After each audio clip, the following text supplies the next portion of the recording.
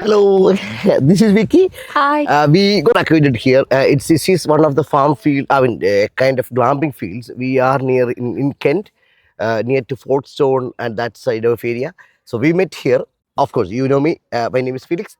We are trying to talk about how the camping life was. Like they are also experiencing. They experienced it for some time. Yeah. This is our first time being in a tent. Very much the same as you. Thought we'd try and go a little bit one step further. It's been fantastic. It has been fantastic. Yeah. Because fantastic. it's lucky to have that. Okay, it's like a proper glamping. They provided almost everything. It's been fantastic here. We have a little kitchenette. We have running water. So amenities has been really easy. Beautiful. You can't complain anything at all. Place. And about food, they were helping us with the gas and everything. We never thought about that. Preparing the gas, the cylinder, which that's called butane. Yeah. Yes. Butane yes, like a small gas cylinder for the camping fires. But again, this was your first time. We made that mistake the first time. Oh, really? You live and you learn. Yeah. Okay. The first time we went out, we didn't really take much with us. We kind of expected everything to be there, and it was a case of right now we know for next time we'll take our own one of these and one of them. It's great. It's great. It's trial and error, isn't it, with things like this, with this sort of life. They got two kids, almost similar age. So in that way, with the kids, when you're going out, how the wild would be and how the things are, is it safe or not? So in that way, it was such a great help. We had neighbors like them, Vicky and Russ. They were so helpful. We just broke the ice within like 5 minutes. It was good. Instant sort of connection, and that was it. Nice. It was a great experience. Thank you so much. Thank you so much for that kind of a support. Never expected that. But then we realized that, okay, there is something more than that. The way she was trying to explain, she was trying to talk about her past and roots. We observed that, okay, something amazing there is behind, like in the past. So that's why we are trying to do this vlog. She got her origin from India. That's one of the things we never heard that. Okay, we heard about the North Indian riots. Like in 1960s, 1950s, we had after the freedom movement, we had incidents like, okay, maybe the riots, Sikh riots. Many incidents happened back in North India. We heard that, okay, many people moved from our country to British or Mauritius, Indonesia, Africa, many places. People fled away. Never heard what happened after that. Now she is telling a story which we never heard and never experienced. But then from that origin, a granddaughter explaining about how her life was, what was her bond and connection in that kind of setting, which we know what she is talking, we can clearly relate with that, because that is our Indian nanny. That's exactly our Indian nanny. Yeah, but she says that. So could you please explain about, okay, what was your nannies? Your nanny was from India, yeah? So my dad's mum was from India. She was born in India and she came over to the UK with her family in 1951. 51, oh, okay. Sort of that's perfect time. Fine timing, yeah. And she had 3 other sisters, and her parents were Indian. And so my Indian roots start from my great-grandparents on my nan's side. So you know all of them, like the brothers and sisters? We know of everyone. I haven't met most of them. Because, as I said to you earlier, Bertha and Sheila moved back to India and then settled in South Africa, and that would be where mainly my sort of all of my family that I could get all. So they were not here when you were born and brought up at that time. For maybe a couple of years. I think I was about 5 when they moved back. So I really just grew up with my Indian nanny and just her traditions, and she never ever left India behind, you know. If anything, she was the lady, because in the 50s obviously it was such a small culture of Indian people here. She was that lady that came over, and she was like the village healer. And she used to give out all of her recipes, and she used to cook the curries for everyone.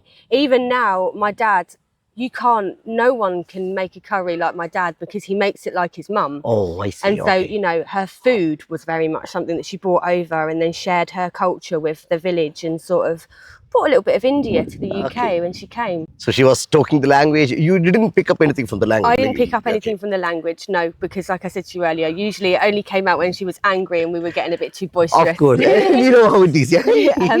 we know how Indian ladies are. So she would sort of go from 0 to 100 and right, that was it. And then that would be it. She would speak Hindi. But no, I could listen to her speak Hindi for hours. What age you were when you were with her? So I spent, well, from being born, and then she actually only passed away when my son was 2 weeks old. Oh. So I was 24. Oh, I see. Okay. Oh, yeah. So it's a big memory. Oh, yeah, okay, all of my teenage years was spent visiting Nanny and spending time with Nanny. And her house was very much the culture, the colour, the colour scheme, just everything was just, it was like stepping into an Indian lady's house. Yes. Yeah, she never lost it. It was wonderful. I see. I mean, amazing to hear that. Okay. I mean, she didn't leave that. By the age of 14, she came here. Her name was? Leslie Jill. Leslie Jill. Yeah, that's most probably she changed the name by. Well, I think they all changed as they came over. Here, but that's why I think I find it hard to find anything past the passenger records. Oh, the past is gone. Okay. Because maybe possibly all of their names, their changed. records would have been different. Oh, we never think that way. Okay, I mean, yeah, that's right. When you are going back and trying to find out, you can't find anything from Leslie. No. There might be a name, Indian name, which she can't find. Yeah. That's all gone. Oh, I see. Okay, yeah. Yeah. I mean, we have still people coming from either from Europe, America. There are people coming and they search for NGOs, like the big organizations. They are trying to find out the roots. Yeah. Still, we have things like that. But then it's when they are alive, mostly when they are alive. The sons or daughters, they will be coming with them and doing it. Yeah. But very curious to hear that, okay, this is what you have gone through and experiencing. You never tried to, I mean, she never tried to go back and find out where she was from. No, she visited India and she visited South Africa a few times before she got she's too elderly and she couldn't go anymore. So I know she revisited her roots, but I think for her it was more of a case of, I know where I'm from. I don't need to look. And it was only as a grown-up that I had developed the interest to look, and then by that time sort of that crossover had happened. I got as much information from her, but unfortunately she had dementia. Oh, and she had dementia for about 10 years before she passed away. So she just gave up. Even though, and that was a massive thing because she never lost her Indian roots, but she did lose, she'd lose her memories from more recent times. Everything is gone. And so she used to regress more back towards her Indian culture because of her dementia. Yeah. Which was great because I used to learn and speak to her about it. It was more just, she would just tell me about her life. Like when she was there, she remembers having a witch doctor. Oh, yeah. We used to have that. Yeah. And she was telling me about the witch doctor and just telling me about how she used to live and how, just her childhood. It just seemed so magical, just living in that culture. It just seems so different. And she did used to miss it. She misses it. Yeah, she did used to miss it. She always used to say it was too cold. That's, I mean, that's we are just trying to bring that story to you. It's something very unique. We never heard that before. We never met anyone. I mean, we met many people who were working in India. I mean, born in India because the parents were working with the East India Company back home. So, of course, you guys were there. So, in that way, we met many people. But never had seen anybody coming from India and settling here. And then the roots came up. It's beautiful. Yeah. So, how do you feel it? Like, do you feel that, okay, this is one of the good thing or bad thing from the Indian? It's amazing. I am extremely proud of my Indian roots. Anytime I ever meet anyone from India, the first thing I tell them is that I have Indian roots and establish that connection with them. Of course, within seconds you'll be wondering, what do you mean by that? Because you look English. Yeah, I think the only thing that I really inherited was our eyes. I've got dark eyes, brown but eyes, my dad's eyes are darker. Really? And then my nanny's eyes are obviously as dark as yours. Of course, the same like me, yeah. So we're just losing it. But unfortunately, on my mum's side, we're all Scottish. Oh. So you couldn't really get whiter. So we kind of got, they sort of crept in and washed me down a little bit, unfortunately. But I'm really, really proud. I'm very proud. And I do feel like the Hindi roots are still very much with me. I've studied Reiki. Oh. I studied and I love that sort of the spiritualism. And I think that's something that's, meditation, mindfulness, it's something that I picked up from my nan. So you're more spiritual in that style. Very. And that came from my nan. She encouraged that from a young age, and I never ever lost. I think as a teenager, sometimes you lose your faith a little bit. Okay. Yeah, that's what I expected. The moment you told about Jesus, I thought, oh, that's you're spiritual. Yeah. But then gradually I understood, like, okay, you are more deep. You're not simply like no superficial. No, it's my spiritualism runs to the degree of souls. Everyone has a wonderful soul, and you should, and that was something that I got from my nanny. And I think that's something from her Reiki heritage. And I know that her mum was a healer as well. So it's, you know, we were very much a family of healers. So it's like mainly in family that's what running. Yeah, you all are proud of what is happening now. Yeah, and my nan she was like I don't know what they called her. They called her Reiki master. Yeah, something like that. Healer or master, something like that. She was top, and she used to go and train. So when she had like a small Indian culture. So then and she would go and train Reiki as well, and she would go and teach Reiki, and she would also sort of North Indian. So it's almost like keeping her Indian culture alive by bringing it to the UK. She sort of helped to bring a little bit of India to the UK. It was not like a difficult thing, like when you're completely infused to a new culture and trying to mingle with it. But English was okay. It was always good. You guys were always accepting whoever was coming in. And I think with my nan, because she was very giving, she was. The Indian culture is very giving. It's very kind. We want communities. It's your That's community, what we want. exactly. And so she was like that. And I think so, because she was nothing but an asset to the community she became part of, her and her family. You know, because she was young. She watched her mum come into the village and share her recipes and try this, try that, come and have a healing session with me. So where she watched her mum come into a community and very much offer herself as a valuable member of the community. Yeah, of course, my nanny Leslie used to just be the same. And she sort of took that on from her mum. Yeah, that's good. That's good. Yeah, because so how do you? I mean, does she have any Indian friends at that time, like from India? I think she did. She had a small. It was almost like a reading group, and they used to meet in the evenings, and they would be able to speak their language and talk about home. They're so proud of their language, always. Yes, they are. And I think it was something for her to be able to hold on to something a little bit of home. And that's probably what helped her to keep her heritage for so long, because she had others. And I think, as you say, because it was very much a movement, she wasn't the only family that came and moved there. It was all. You know, she had a few other Indian families that were around. So they had connections in that they had a bit of a community. But yeah, as you say, they were lucky, because our community, when they moved to, they were just very much a lot of people. 14, if she moved and brought her life here, means it's something courageous. I mean, she was the youngest, so she was all of her sisters were a bit more older and a little bit more sort of resilient. She was really just a young 14-year-old girl coming over to a different place. But maybe that made her a little bit lucky, because she managed to keep her heritage, but adopt a new culture as well, because she was a little bit younger. And then obviously she married a British man. Of course. Who was ginger. So again, I can understand. She couldn't have spoiled. Sorry, nothing about the color or something. Is in very, very, very light-skinned. Very light-skinned. She used to laugh, because she would say, "I could never take you home." He would say, "I don't want to go. I wouldn't last anywhere in India. I'd just burn." So yeah, it was always it was a funny thing that they always used to sort of joke that she couldn't have chose someone more British. If she tried, because they always just said, "Oh, you couldn't have married," you know, because her parents said, "Oh, you couldn't have met a nice Indian man," and she's like, "No, I've met this man and I love him." And it was just so funny, because, like you say, you could have got a more British person and a more Indian lady, and yet they had such a wonderful relationship, and it was so even. It was like having both cultures come together so wonderfully.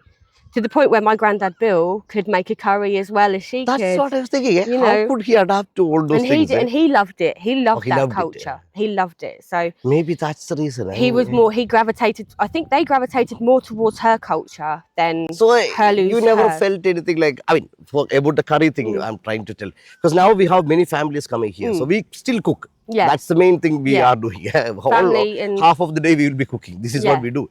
So how about the smell and everything? You never felt anything like, did you like it? Or? Yeah, I love it. So I don't understand again. It smells like home.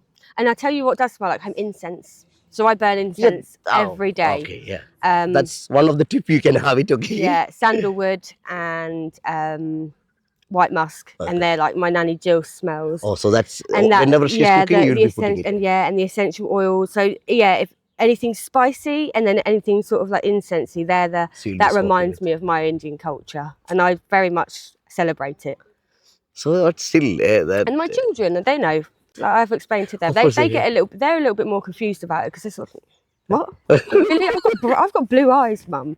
It's a little bit easier to explain it to me, explain because I've got dark eyes and that's it. But no, I To was saying the next to the generation, next it's not easy. generation, Yeah, of they course, yeah. and How kept old their she is culture. now? Oh, Kept their culture. she passed away when I was 24. Oh, So she would have been 97 now.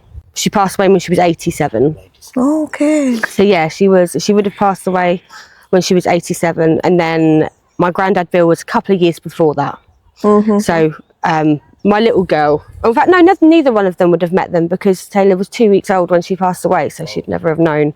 They just know them through stories and from my dad, because my dad obviously keeps our English culture going, and he's always really, really funny because we're really, really close with we've got Mo and Ab, and they have a takeaway. They have the Indian takeaway, and they've had it. Their family before them, probably since the 50s, has had this restaurant, and we've never ever gone anywhere else. And anytime my dad comes to stay, he'll say, right, I need to get a curry. And he'll phone them up and they'll sit and they'll talk with each other, and he'll say, well, do you use this spice? Do you use that spice? Do you do it the traditional way? And they phone back about maybe 10 minutes or 15 minutes after we've had our meal, and they say, how was it? Did you like it? Did you enjoy it? Because they know that he's got Indian roots, and they always love it when my dad comes to stay, because, and my partner loves it because my dad, obviously, he knows all of the knows all of the curry and knows all of the dishes, and so my other half will sit and go, right, so what should I be getting today? Because my nan and granddad were avid cookers. He grew up probably from Taylor's age learning to cook himself. You know what we can do? We can give our home address. Yeah. You can phone us and come one day. We will prepare some beautiful dishes for you. Oh, that would be amazing. We're not far from you anyway, because we're only in Deal. So you're probably only about an hour from us. Yes. The blog is mainly about, I was talking to them, mainly about people who came recently. I was here for a long time. Yeah. Of course, there were many people from India for a long time. Yeah. But they don't want to talk. No. People are trying to buttress their roots and trying to behave like, okay, we got British passport. Yeah. Now we are British. We don't know anything about past. They don't talk about it. No. But we can say many things about the culture. We can say about like being polite and nice to being in this culture. How to behave like that. People doesn't talk. This is when we started a vlog channel. Let us talk what is happening. Gradually it became like we are talking mainly about visa rules, like what is changing, happening with the visa, with the problems, what is happening with the government, those kind of things now, more and more we are discussing now. But still, we got a good base when people are watching. And hopefully it encourages more immigration and more people to not... We as British people don't want to come across as people that aren't welcoming, because us as citizens are welcoming. I especially, I love multicultural society, and I think you guys should actually definitely have the right to come over and still celebrate your roots and your traditions regardless of where you are. That's a good view. That's a very good view. We were saying about our spiritualism, and like Jesus says, you don't have to be in a church to worship God. And it's the same thing, isn't it? You don't have to be in India to still celebrate your Indian culture. And I don't think anyone has the right to say, right, you're in this country, so act like this. Yes, there is a happy medium, like you were saying, of don't take over, so to speak, or feel like you're taking over. It's like spacing, we don't need to take the space of another people. But we should we can share that space. And I think with the political correctness, I think people are so scared of coming across as judgmental or coming across as racist or coming across, when really we are all just people with souls that are just... we look at us yesterday. We had that experience with the camping gas, with the oil, with everything. It was like we sharing each other. Did it matter what colour skin I was? No, we just were all people in our glamping experience, just trying to survive. And our kids and we can take a really good example from our children. Look at them. Yeah. They didn't care. They were just like, they never think that this is our tent, this is their tent. Yeah, they just keep in on and going out, in and out. It's so lovely. I mean, we've got, obviously, in my children's class, one of his best friend is Zayan. And Zayan's from Myanmar. Not long come over. So he's still struggling and still learning to speak the language. But I think because my children have grown up with Scottish grandparents and Indian grandparents. I think they can understand literally anyone. Anything. They can understand anyone. So it's really, really great. But you know, we've got Hamza, and we've got quite a few Indian kids in our class that have come over, like you say, just recently, and they're just starting to sort of integrate, and I'm really, really glad, because it seems like their school and their class has been really, really welcoming. I mean, Zayan, he's just fantastic. He's so clever. I had him in my group when we went to London Bridge, and it was the traditional Indian warrior, and it's in the London Bridge. It's their warriors get up. It was from when they all fought together. And I was like, Zayan, come and look at this. And we were looking, he's like, wow, look at this. I was like, that's from us, that is.